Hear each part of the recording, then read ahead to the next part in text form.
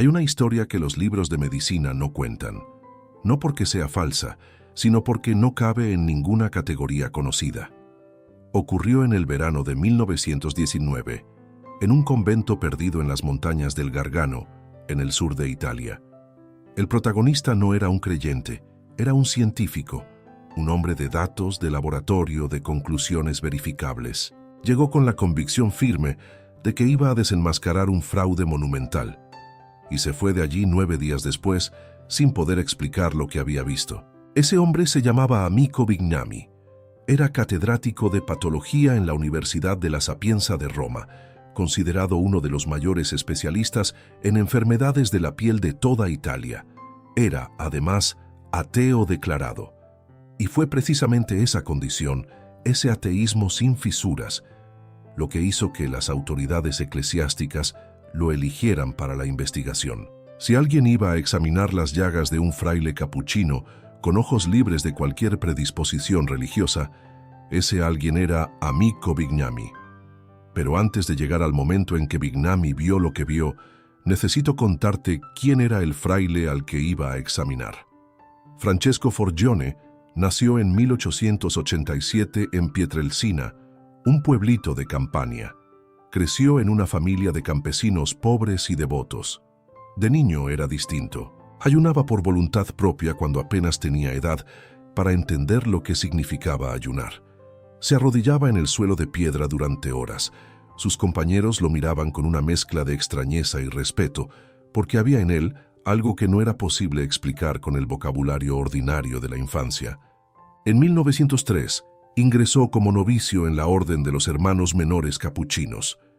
En 1910, fue ordenado sacerdote. Fue en esa misma época cuando comenzaron los primeros signos de algo que durante años guardó en secreto. Las manos le dolían, los pies, el costado, como si algo invisible estuviera abriéndose camino desde adentro hacia afuera. Lo confesó en cartas a su director espiritual, el padre Benedetto, documentos que hoy son registros históricos conservados en los archivos de la orden. Entonces llegó el 20 de septiembre de 1918. Era una mañana de otoño en San Giovanni Rotondo, un lugar en las alturas del promontorio del Gargano, tan remoto que para llegar había que caminar horas desde el pueblo más cercano. Padre Pío había celebrado la misa. Después, mientras hacía la acción de gracias arrodillado en el coro frente al crucifijo, algo ocurrió que él mismo describiría después con una mezcla de terror y de paz que ninguna palabra alcanza a capturar del todo. En sus manos, en sus pies, en el costado izquierdo, aparecieron heridas, heridas que sangraban, heridas que no tenían explicación anatómica, heridas que permanecerían en su cuerpo durante 50 años. Esos eran los estigmas de Padre Pío. La noticia tardó meses en salir del convento. Los propios frailes capuchinos no sabían qué pensar.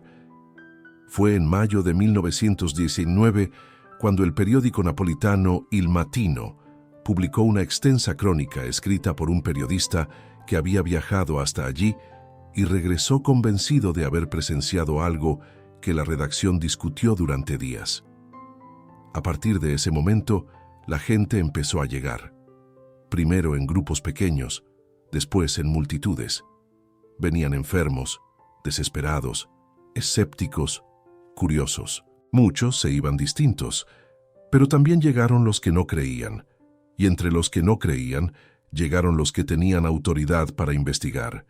Los superiores capuchinos, conscientes de que tenían entre sus manos un fenómeno que podía ser auténtico o podía ser un escándalo mayúsculo, decidieron hacer lo que hacen los hombres racionales ante lo que no entienden: llamar a los médicos. El primero en llegar fue el doctor Luigi Romanelli, director del Hospital Civil de Barletta, que examinó a Padre Pío en mayo de 1919.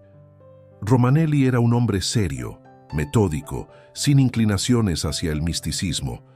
Llegó con instrumental médico, con vendajes, con la frialdad de quien ha visto muchas heridas en su vida. Y cuando regresó a Barletta, su informe decía con la precisión seca del lenguaje clínico que las lesiones eran profundas, que sangraban sin signos de infección ni proceso de cicatrización y que no podían ser explicadas por ningún mecanismo médico conocido. Ese informe incomodó a mucha gente, porque si el primero en llegar con ojos de médico se iba sin explicación, quedaba en evidencia que el asunto era más complicado de lo que se quería admitir. Fue entonces cuando entró en escena Amico Bignami.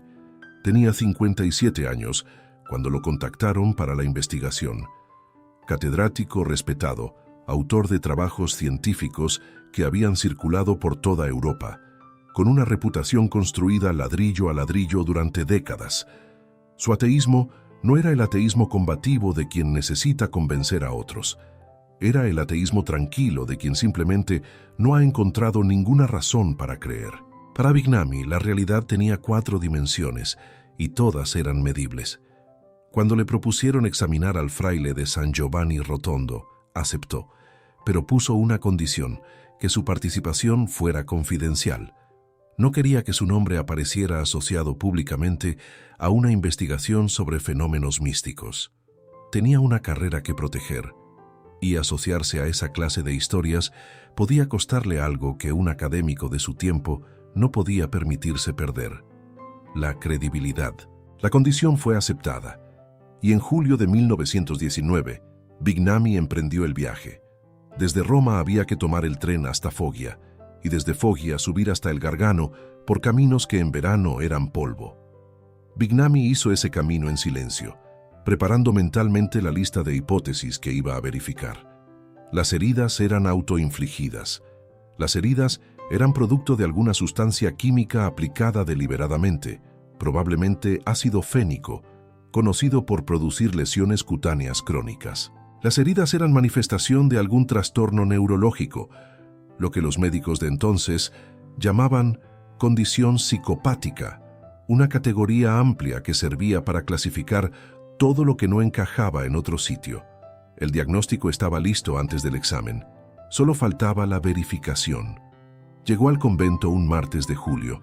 El superior lo recibió con cortesía, le mostró las instalaciones, le explicó la rutina del fraile, y entonces le llevaron a Padre Pío. Si esta historia está tocando tu corazón, no es casualidad.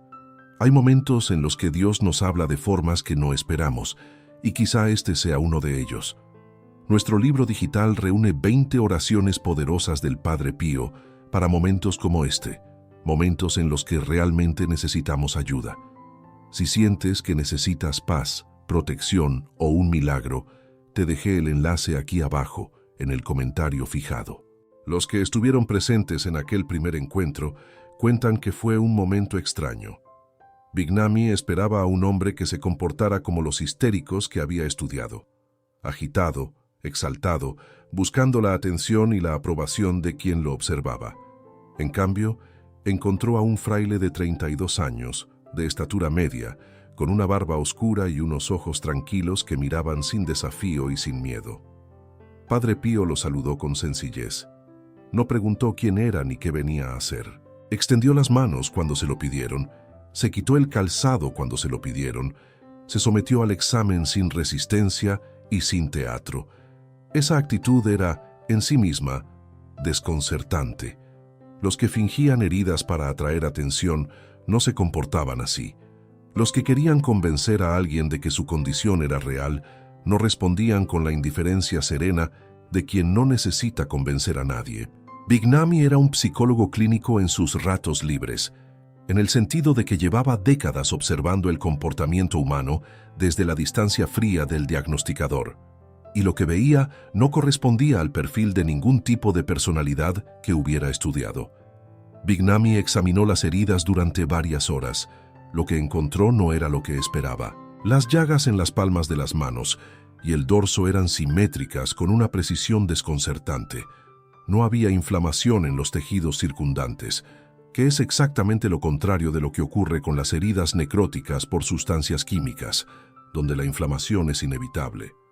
No había señales de manipulación reciente. El doctor Romanelli había escrito en su informe que al presionar con el pulgar en la palma y el índice en el dorso, percibía claramente un vacío entre los dos dedos, como si la herida atravesara la mano de lado a lado. Bignami repitió esa prueba, y no encontró una explicación para lo que sentía bajo sus dedos. El olor era otro elemento que no encajaba en ningún diagnóstico. Las heridas emitían lo que solo puede describirse como fragancia, no el olor de la sangre fresca que cualquier médico conoce, no el olor dulzón y repulsivo de la gangrena, sino algo parecido al perfume de flores, de violetas, según varios de los presentes.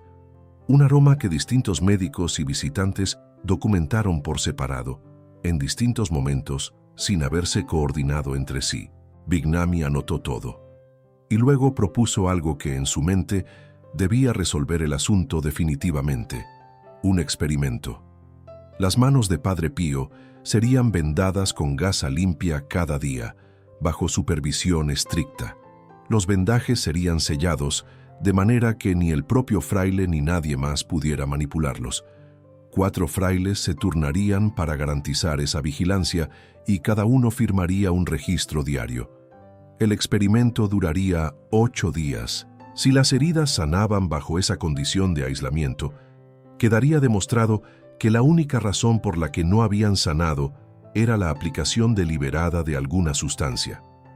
Si no sanaban, Bignami tendría que revisar su hipótesis. El resultado del experimento fue documentado por los 4 frailes en testimonios escritos que se conservan en los archivos de la orden. Durante 7 días, los vendajes se colocaron, se sellaron y se retiraron al día siguiente sin que los tejidos mostraran ningún cambio. Las heridas no empeoraban, tampoco mejoraban, permanecían exactamente iguales, como si el tiempo no tuviera sobre ellas ningún efecto. El 8º día, mientras Padre Pío celebraba la misa de la mañana, los frailes que estaban en la sacristía vieron que la gasa del lado derecho se había teñido de rojo. Cuando retiraron el vendaje, la herida había sangrado de manera abundante, en el momento exacto en que el fraile se encontraba en el punto más elevado de la celebración litúrgica. Ninguno de los 4 frailes había manipulado nada. Cuando Bignami firmó su informe final, el tono era diferente al que había llevado en la maleta desde Roma. No era la conclusión definitiva del fraude demostrado que había imaginado escribir. Era una serie de hipótesis presentadas con cuidado, en las que la más sólida, que las heridas eran de origen artificial, había quedado sin sustento después del experimento. Escribió que la condición podría ser una necrosis cutánea de origen nervioso, mantenida por factores que no había logrado identificar. Era la única salida que le quedaba a un hombre de ciencia, que no podía escribir lo que sus ojos habían visto sin destruir su propio sistema de creencias. El informe llegó a Roma, fue leído por las autoridades del Santo Oficio y fue utilizado de una manera que el propio médico nunca había previsto. El Santo Oficio, en lugar de concluir que el caso quedaba sin explicación, se aferró a la parte de las hipótesis que señalaba la posible acción de sustancias químicas y con esa palanca, sin contar con prueba alguna que la respaldara, publicó un decreto que declaraba que en el caso del Padre Pío no se constataba la sobrenaturalidad de los hechos. Fue una conclusión que no se sostenía sobre los datos, y varios de los involucrados lo sabían. Vale la pena entender por qué ocurrió esto, porque forma parte de la historia, y porque ignorarlo sería contar solo la mitad. En 1919, las autoridades de la Iglesia se encontraban en una posición incómoda. La fama de Padre Pío crecía a una velocidad que ninguna institución hubiera podido controlar con facilidad. Miles de personas comenzaban a llegar a San Giovanni Rotondo, un lugar sin infraestructura, sin alojamiento, sin caminos adecuados. La situación podía derivar en un culto popular desordenado, en fraudes por parte de terceros, en un fenómeno que escapara completamente de cualquier supervisión pastoral. Los que tomaron la decisión de usar el informe de Bignami de la manera en que lo usaron no estaban necesariamente mintiendo sobre las intenciones. Estaban eligiendo el instrumento más conveniente para manejar una situación que les producía ansiedad institucional. Eso no los absuelve del error, pero sí lo explica. El doctor Romanelli, que había examinado a Padre Pío antes que Bignami, quedó desconcertado cuando leyó el decreto. Él había firmado un informe que apuntaba en una dirección completamente diferente. El que vino después fue el doctor Giorgio Festa, cirujano romano. Llegó en el otoño de ese mismo año, enviado por los superiores capuchinos. Festa era católico, pero eso no lo hacía menos riguroso. Sabía que cualquier conclusión suya sería más escrutada que la de cualquier otro precisamente por su fe, y llegó a San Giovanni dispuesto a ser más severo, no menos. Examinó las heridas en varias sesiones, tomó muestras, documentó con detalle. Su informe concluía que el origen de las llagas del Padre Pío estaba, de acuerdo con el conocimiento científico disponible, más allá de lo que la medicina podía explicar. 3 médicos, 3 informes, conclusiones que apuntaban, con distintos matices y distintos grados de resistencia intelectual, hacia el mismo territorio incómodo. Ahora debo detenerme y hacer algo que los relatos de este tipo pocas veces hacen: separar lo que está documentado de lo que es tradición oral. Lo que está documentado con certeza es lo siguiente. Bignami visitó a Padre Pío en julio de 1919. Realizó un examen médico, diseñó y supervisó el experimento de los vendajes sellados durante 8 días. Sus conclusiones fueron inconclusas, no afirmativas de fraude. Romanelli declaró el fenómeno científicamente inexplicable. Festa llegó a la misma conclusión. Los testimonios escritos de los 4 frailes que vigilaron los vendajes se conservan en los archivos capuchinos.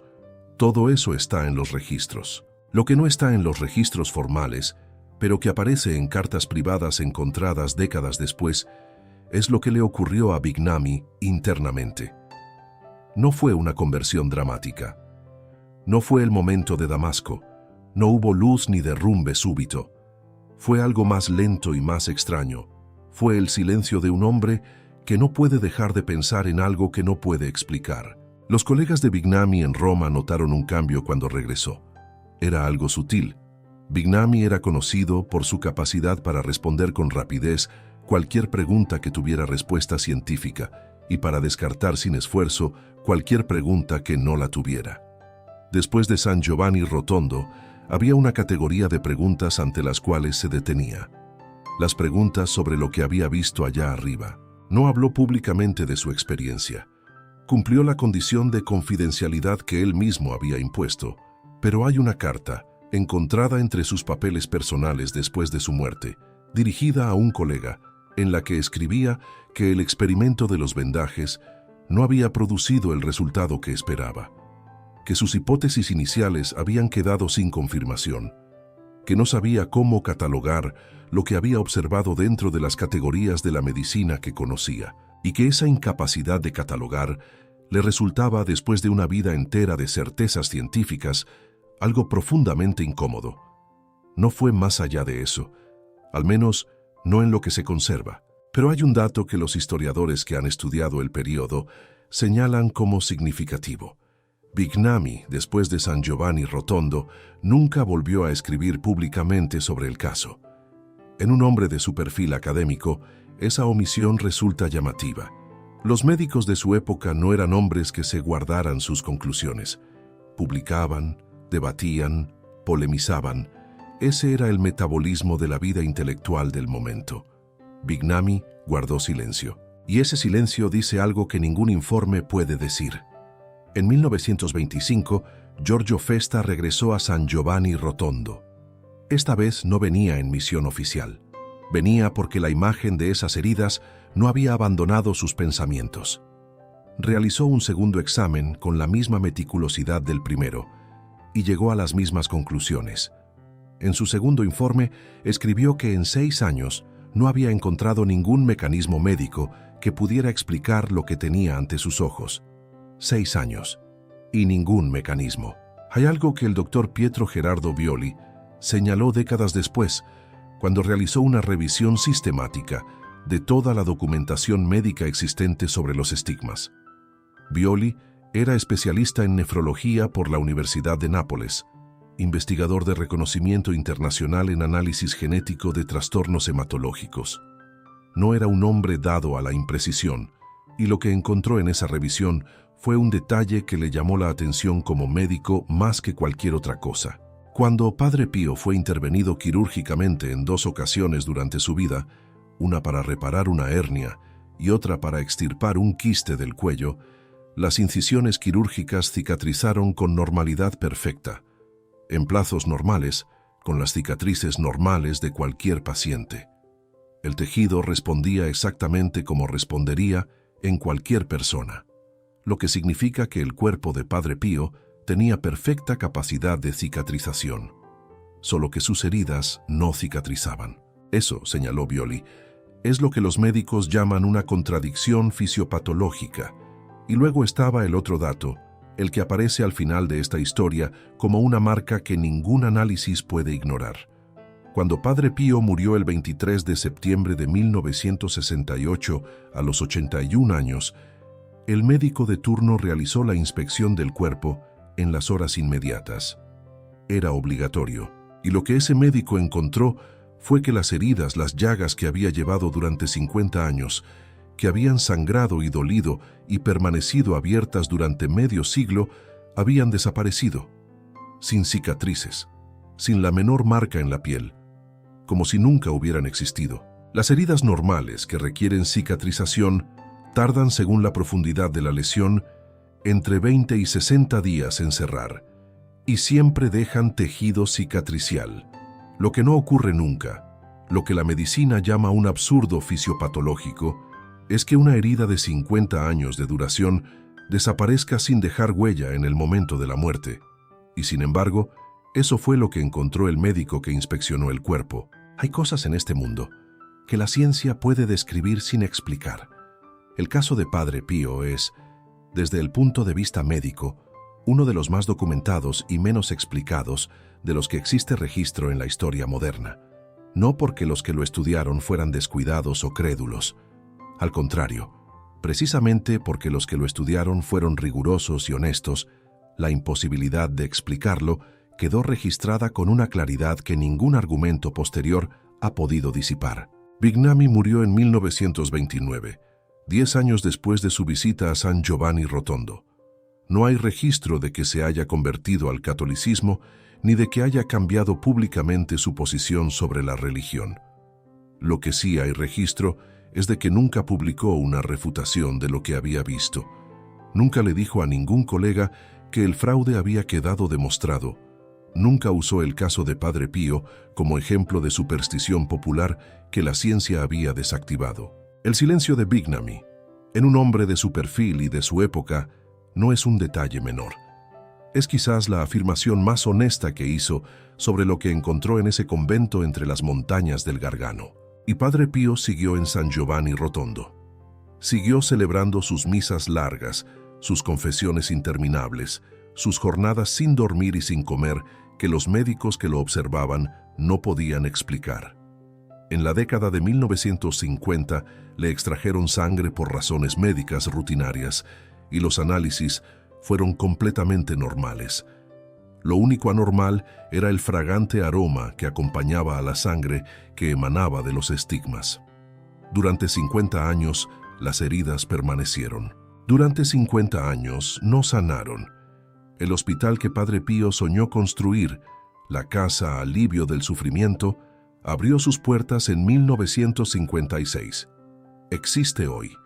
Tiene más de 1000 camas y atiende a pacientes de toda Italia y de muchos otros países. Es uno de los hospitales más importantes del sur de Italia. La historia de cómo ese hospital llegó a existir merece un capítulo propio, porque es tan difícil de explicar desde la lógica convencional como las heridas que lo motivaron. En los años 40, cuando la idea todavía era un sueño que Padre Pío compartía con quienes lo visitaban, hubo un médico entre sus colaboradores al que le encargó una misión que en ese momento parecía absurda.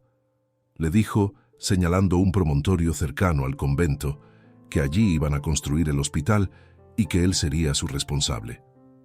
El médico sonrió con la cortesía de quien no quiere contradecir a un hombre que respeta. Le explicó que el costo sería de millones de liras, que no había infraestructura, que no había donantes conocidos, que el proyecto era materialmente imposible. Padre Pío lo miró y dijo, «Para Dios nada hay imposible». El médico salió de esa conversación sin saber muy bien qué había pasado. Años después dirigía las obras. Un ateo habría podido construirlo. Un visionario habría podido soñarlo. Lo que resulta difícil de explicar es que ese hospital lo levantó un hombre que vivía en un convento remoto, sin dinero, sin conexiones políticas, con las manos vendadas. En 1999 fue beatificado por Juan Pablo II. En 2002 fue canonizado. Sus restos descansan en la cripta de la iglesia de San Giovanni Rotondo y reciben cada año visitas de millones de peregrinos. Ese es un dato verificable con estadísticas de turismo, sin necesidad de creer en nada para constatarlo. Ahora te hago la misma pregunta que te haría Bignami si todavía estuviera aquí, con esa voz seca y precisa de los hombres que confían más en los datos que en las palabras. ¿Qué le pasa a un hombre que pasa su vida entera construyendo certezas y de repente se encuentra frente a algo que no encaja en ninguna de ellas? ¿Qué hace un médico cuando el paciente que tiene delante es la evidencia más clara de que sus herramientas no alcanzan para medir todo lo que existe? No tengo respuesta. Y eso, precisamente eso, es lo que hace esta historia tan difícil de dejar. Hay personas que llegan a San Giovanni Rotondo cada año por primera vez, médicos entre ellos, científicos, personas que no creen en nada sobrenatural y que tienen razones sólidas para esa posición. Y hay algunos de ellos que vuelven de allí con una pregunta nueva que antes no tenían, no necesariamente con una fe nueva, no necesariamente con una conversión, solo con una pregunta. Y a veces, una pregunta honesta es el comienzo de algo que ningún sistema de clasificación puede anticipar. Eso fue lo que le ocurrió a Bignami. Es lo que le ocurrió, desde entonces, a muchos otros que llegaron con sus certezas y se fueron con sus preguntas. Y quizás es lo que te está ocurriendo a ti ahora mismo mientras escuchas esto, aunque todavía no sepas cómo llamarle. Padre Pío lo decía sin adornos, con la misma sencillez con la que describía cualquier otra cosa de su vida. La oración es la mejor arma que tenemos. No lo decía para convencer a nadie. Lo decía porque era lo que había comprobado una y otra vez durante 50 años de llagas y de trabajo y de misas largas en un convento entre las montañas. Y si hay algo que une a todos los que tuvieron contacto con él, creyentes o no, médicos o peregrinos, frailes o generales, es que ninguno de ellos volvió exactamente igual a como había llegado.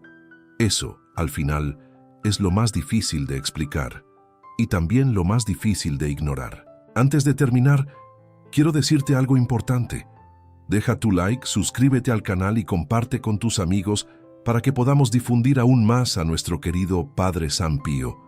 Y si hoy llegaste hasta aquí, es porque tu corazón está buscando algo y Dios ya está actuando en tu vida. No te vayas sin dar este paso. Accede ahora a nuestro ebook, Las 20 oraciones del Padre Pío, y comienza a sentir la paz, la guía y la protección que necesitas. El enlace para adquirir nuestro ebook, con hermosas oraciones, está fijado aquí abajo en los comentarios. No lo dejes para después. Puede ser el momento que estabas esperando.